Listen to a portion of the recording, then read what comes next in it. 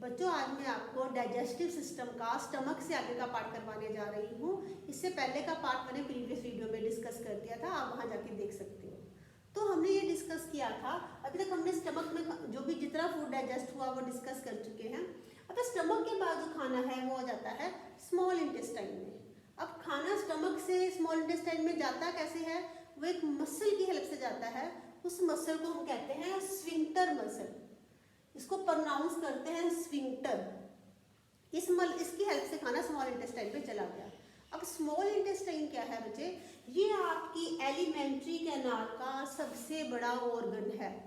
ये इतना बड़ा है कि अगर आप इसको खोल के पूरा एक स्ट्रेट रख दो तो ये 22 फीट लॉन्ग होता है। तो आपको अगर इतने के एरिया में कैसे आ जाता है? तो इसकी कोइलिंग हुई होती है, ये पूरा कोइलिंग हुआ होता है, तो इतने पोर्शन में इसलिए आ जाता है। अब स्मॉल इंटेस्टाइन पे खाने में क्या क्या एक्शन होते हैं वो डिस्कस करेंगे। अब अगर आप इमेजिन करो कि खाना आपका, मान लो ये खाना है, तो खाने में क्या क्या होता है? खाने में क्या क्या किस किस चीज़ को गेन करने के लिए खाना खाते हो? तो खाने में बच्चे आपको होता है कार्बोहाइड्रेट्स, प्रोटीन एंड फैट, ये 3 चीज़ें हैं खाने में। अब ये तीनों चीज़ों को डाइजेस्ट करना है हमने स्मॉल इंटेस्टाइन में। अब क्या होता है, खाना जो है आपका स्मॉल इंटेस्टाइन में गया है, जो भी वहाँ डाइजेशन होनी है उसको हेल्प करने के लिए 2 ऑर्गन और रोल प्ले करते हैं। तो एक तो है बच्चों लीवर, एक है पैनक्रियास। ये आप अपनी एनसीईआरटी बुक साथ में रखो, साथ साथ डायग्राम वहाँ से देखते रहो। तो ये जो यहाँ पे स्टमक के साइड में है ये लीवर है, और जो इतना हिस्सा लीवर में है ये है बच्चों बाइल, ये है गॉल ब्लैडर, और ये है आपका पैनक्रियास। इनका रोल डिस्कस करेंगे।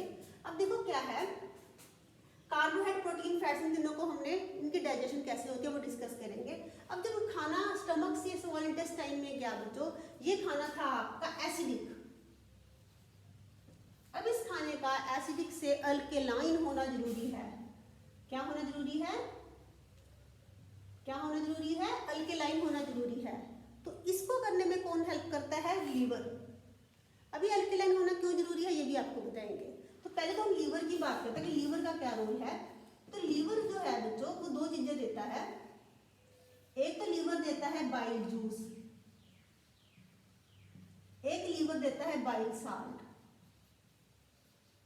जो बाइल जूस होता है बच्चों, बाइल जूस जो होता है वो होता है सोडियम बाइकार्बोनेट, और जो बाइल साल्ट होता है वो क्या करता है बच्चों, जो खाने के बड़े बड़े ग्लोब्यूल्स होते हैं, बड़े बड़े टुकड़े होते हैं, उनको छोटे छोटे टुकड़ों में बांट देता है।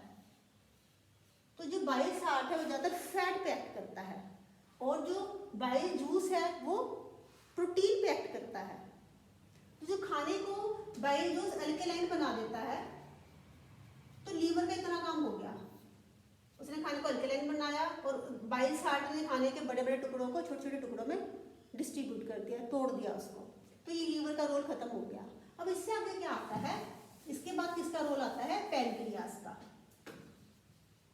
पैनक्रियास, पैनक्रियास क्या करती है बच्चों? ये 2 एंजाइम देती है। अब खाने में ये सब कुछ डाइजेस्ट करना है ना हमने, तो अब पैनक्रियास 2 एंजाइम देती है। एक देती है ट्रिप्सिन, एक देती है लाइपेज।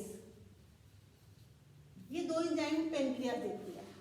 अब क्या होता है, जो खाना आपका अल्कलाइन बन चुका है उसमें जो प्रोटीन है ट्रिप्सिन उस पर काम करता है। अगर खाना अल्कलाइन ना बना होता तो ये ट्रिप्सिन ने खाने पे एक्ट नहीं करना था। अल्कलाइन खाना हो तभी वो एक्ट करता है, इसलिए खाने का अल्कलाइन होना जरूरी है। और अल्कलाइन किसने किया? बाइल जूस ने। अब प्रोटीन से ट्रिप्सिन क्या करता है? उसको अमीनो एसिड में कन्वर्ट कर देता है। और जो लाइपेज है वो किससे एक्ट करता है? फैट पे एक्ट करता है। और फैट किस में कन्वर्ट हो जाता है? फैटी एसिड में और ग्लिसरॉल में। और जो ये चीज है बच्चों, अब ये दोनों एंजाइम जो है ये तो पैनक्रियाज ने दिए। अब जो स्मॉल इंटेस्टाइन है उसकी वॉल्स जो होती है उसमें भी एक ग्लैंड होती है जो कि एक एंजाइम सीक्रेट करती है जिसे कहते हैं एमिलस। अब एमिलस किस पे एक्ट करता है? देखो फैट्स पे भी एक्शन हो चुकी है, प्रोटीन पे भी एक्शन हो चुकी है, तो क्या रह गया? कार्बोहाइड्रेट्स रह चुके हैं। तो एमिलस क्या होता है? वो कॉम्प्लेक्स कार्बोहाइड्रेट्स पे एक्ट करता है और किस में कन्वर्ट कर देता है उसको? ग्लूकोज में। आप देखते हो ना कि ग्लूकोज से एनर्जी मिलती है, तभी आप गर्मी में ग्लूकोज लेते हो एनर्जी के लिए, और वो डायरेक्ट हम ग्लूकोज ले लेते हैं। और बॉडी में क्या होता है, जो खाना आप लेते हो उसको ग्लूकोज में कौन कन्वर्ट करता है, वो एमिलेज करता है।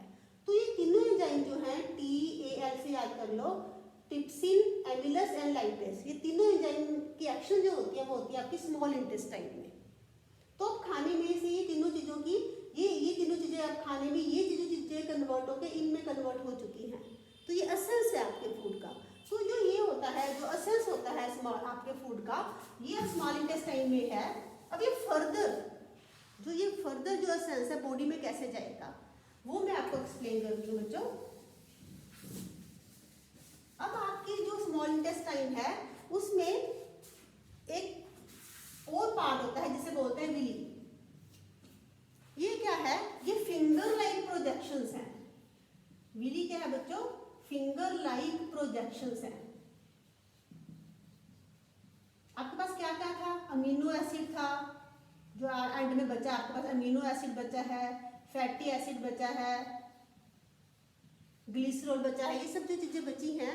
अब ये ग्लूकोज जो बचा, ये सब कुछ पूरी बॉडी में कैसे जाएगा।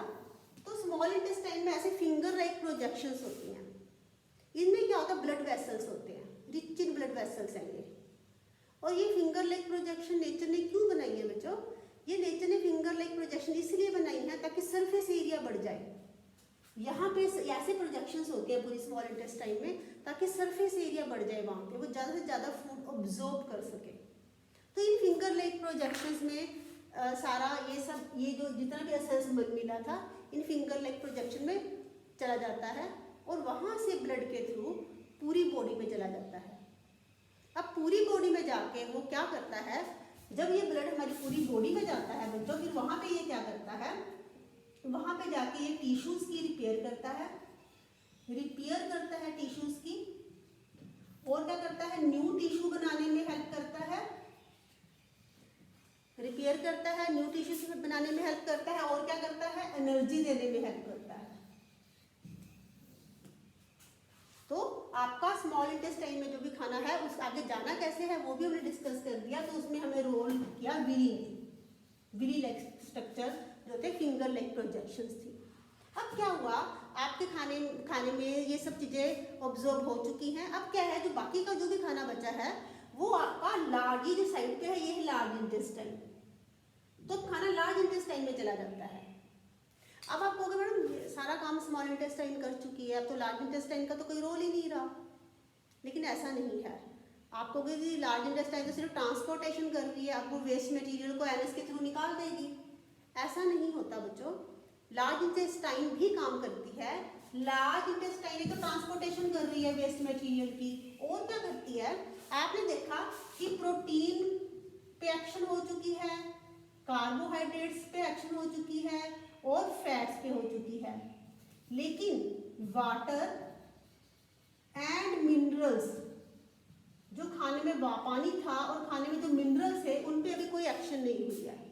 तो जो वाटर है और मिनरल्स हैं ये आपके लार्ज इंटेस्टाइन ऑब्जॉर्ब करती है, और उसमें जितना भी एक्सेस ऑफ वाटर है और मिनरल्स है लार्ज इंटेस्टाइन वो सारा ऑब्जॉर्ब कर लेती है, और जो बिल्कुल वेस्ट मटेरियल होता है जिसमें कोई एसेंस नहीं है वो एनएस के थ्रू बाहर आ जाता है।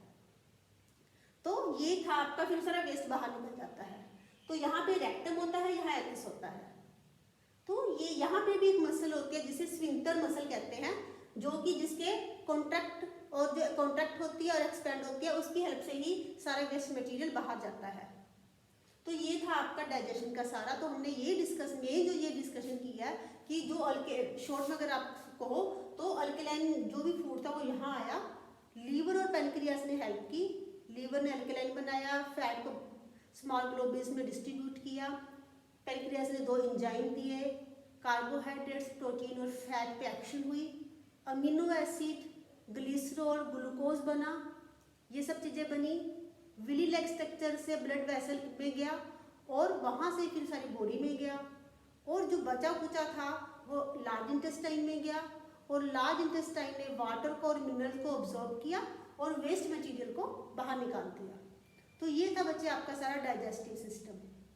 इसका जो रिमेनिंग पार्ट है बाकी का वो आप प्रीवियस वीडियो में देख लो। ओके। ओके बच्चों, बाय बच्चों, बाय।